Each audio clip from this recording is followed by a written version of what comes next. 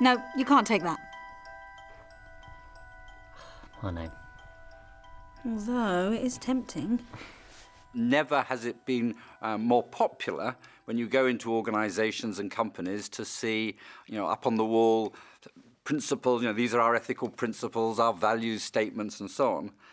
The challenge is, of course, to get those turned into behaviours on the ground and in everyday operation. You're right. I can't take it. It would be wrong. Well, hold on. What?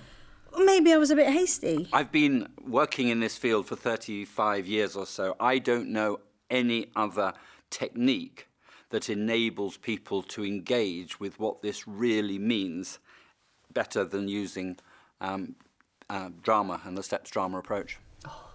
No, I'll have to give it back. Morning.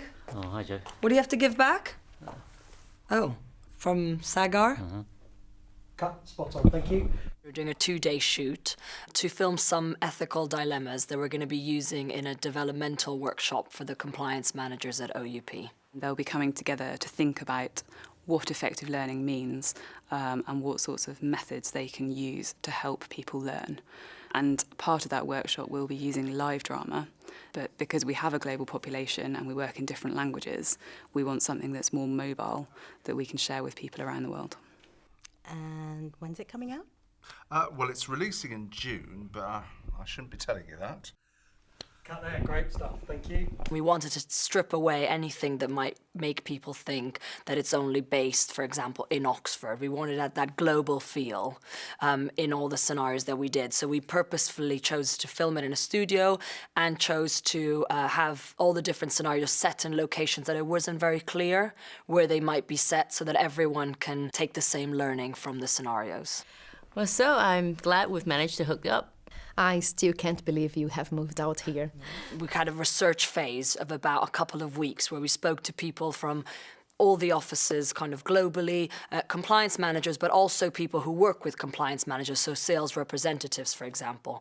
And that was just a great way to hear all the different voices about what are some of the challenges that they have with ethical dilemmas and with compliance, and working with the client at every stage to make sure that what we were hearing back from the research was reflective of what they wanted to achieve. So it's been fantastic working so closely with the client in creating these scenarios.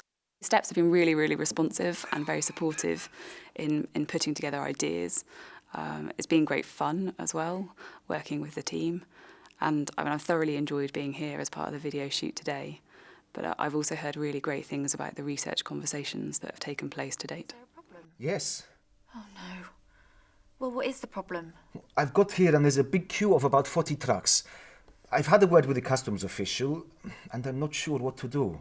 Although most people know what the right thing to do or what the policy says, what's really valuable about creating these videos and to facilitate discussions with these videos is that you see all the different points of views and you see what the human struggle that comes with that dilemma.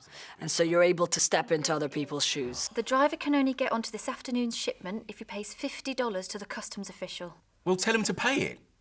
Max, you know we can't do that. We've got a policy. And that's useful not only for the compliance manager, but also for the people that they're trying to engage in the policy to be able to see where they're coming from as well. For the sake of $50, let's put the policy to one side. What you really need to do to make these ethical values live in the workplace is that you have to create the sort of organisation where it's all right for people to talk about things. I can't take that. Look, Alex, some advice. And what the drama-based approach that STEPS uses, what enables us to do is to create situations which people immediately recognise as their world.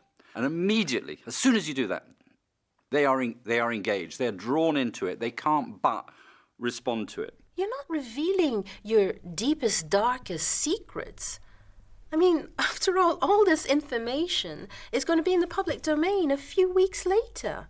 And you start to give people a language, a set of questions that can be asked in a non-confrontational way that enables people to say to colleagues, to bosses, to juniors, whoever it is, can we just explore? How do we feel about that?